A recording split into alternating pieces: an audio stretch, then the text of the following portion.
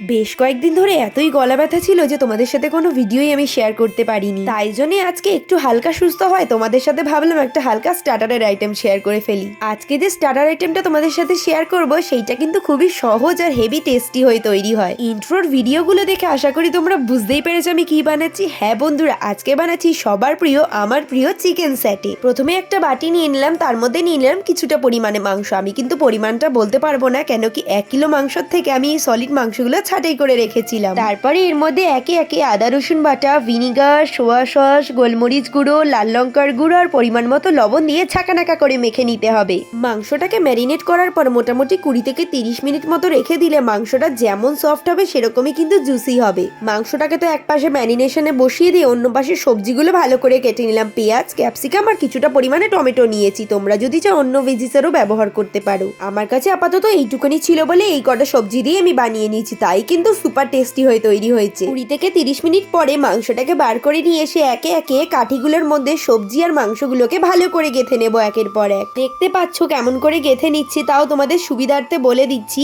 একটা করে ক্যাপসিকাম, তারপরে পেঁয়াজ, তারপরে টমেটো, তারপরে মাংস দিয়ে একই প্রসেসে বারবার করে নিতে হবে। এক একটা কাঠিতে কিন্তু সবেরই পরিমাণ 3-4টে করেই যাচ্ছে। ভালো করে দেখে নাও, ভালো করে দেখলেই বুঝতে পারবে। এইসব প্রসেস কিন্তু মুখে বলার চাইতে দেখে নিলেই খুব সুন্দর করে বোঝা যায়, তাই না বলো? আমরাও এটা বাড়িতে প্রথমবারের মতনই বানাচ্ছি। আগে অনেকবারই ট্রাই করেছি কিন্তু খুব একটা ভালো হয়নি, কিন্তু আজকেরটা দেখেই মনে ছিল খুবই ভালো হবে। ভাজার পরে তো অবাকই হয়ে গেছিলাম পুরো। আমার এইটুখানি মাংসতে মোটামুটি 10টা মতন হয়েছিল, মানে 9টা-10টার মতন। লাস্টেরটায় খুব একটা বেশি চিকেন বেঁচে রয়নি, তাই জন্য আমার মা সবজি দিয়েই বানিয়ে নিয়েছিল। এবার এই চিকেনগুলো যে ব্যাটারে ডিপ করে ছাড়বো তেলে, সেই ব্যাটারটা বানিয়ে দিই। ব্যাটার বানানোর জন্য নিয়েছি ময়দা, কর্নফ্লাওয়ার, গোলমরিচ গুঁড়ো, পরিমাণ মতো লবণ আর কিছুটা পরিমাণে লাল লঙ্কার গুঁড়ো। এইবারে পরিমাণ মতো জল দিয়ে ব্যাটারটাকে ভালো করে থকথকে করে গুলে নিতে হবে। ব্যাটারটা না হবে বেশি গাঢ়, না হবে বেশি পাতলা, একদম মিডিয়াম টেক্সচার থাকবে ব্যাটারটার। তোমরা যদি চাও এই ব্যাটারটার মধ্যে কিন্তু কিছুটা পরিমাণে আদা রসুন বাটারও ব্যবহার করতে পারো। টেস্ট আর ফ্রেগ্রেন্স কিন্তু দুটোই খুব ভালো আসে। ব্যাটারটা তো খুব সুন্দর করে গোলা হয়ে গেছে।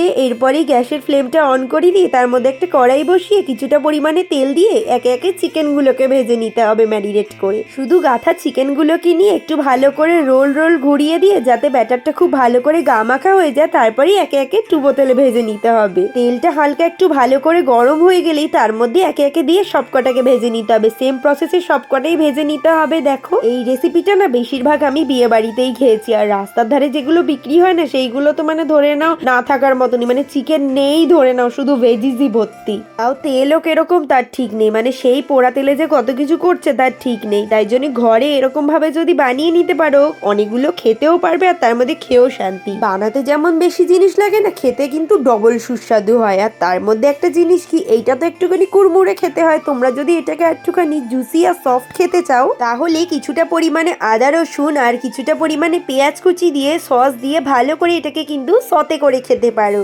আজকে আমি সেই রকম ভাবে বানাইনি, শুধুমাত্র ভেজেই পরিবেশন করেছি। পরের বার যখন সেই রকম ভাবে সস দিয়ে সতে করে বানাবো তখনও নিশ্চয়ই তোমাদের সাথে শেয়ার করব। এইটা আসলে আরেকটুখানি ডুবো তেলে ভাজলে খুবই ভালো হয়, কিন্তু ঘরে তো দেখো অত তেল দিয়ে তো নষ্ট করে কোনো লাভ নেই, কারণ এরপরে আর কি ভাজা হবে না হবে তার ঠিক নেই। তাই জন্যই মোটামুটি পরিমাণে তেল দিয়ে বেশ ভালো করে ভেজে নিতে পারছি। তোমরা যদি চাও একটু ডুবো তেলেই ভাজতে পারো। বিশ্বাস করবে না, এই রেসিপিটা বানানোর জন্য কবে থেকে যে প্ল্যানিং হচ্ছে তার ঠিক নেই। এই কাঠি কোথায় পাবো, এর মশলা কোথায়, তার মশলা কোথায়, খুঁজেই পাচ্ছি না। পরে জানতে পারি এর কাঠি তো আমাদের পাশের দোকানটাতেই পাওয়া যায়। তারপরে আর কি, কালকে যেরকম ভাবে সেরকম ভাবে তাড়াহুড়ো করে কিনে এনে চট করে বানিয়ে ফেললাম। সব কটা চিকেনই তো ভাজা রেডি, সেই হারে কুড়মুড়ে হয়েছে আর ভেতরে চিকেন গুলো সেই হারে সফট হয়ে তৈরি হয়েছে। মনে কোনো সংকোচ না রেখে বাড়িতে আজকেই বানিয়ে ফেলে এই সুস্বাদু স্বাদের চিকেন স্যাটে। কথা দিলাম, এক কথায় দারুণ তৈরি হবে খেতে। তাহলে আজকের জন্য এইটুকুতেই শেষ করছি। দেখা হচ্ছে নতুন কোনো ভিডিওর সাথে। তোমরা সবাই খুবই ভালো থেকো আর এইভাবে আমাকে সাপোর্ট করতে থাকো। টাটা।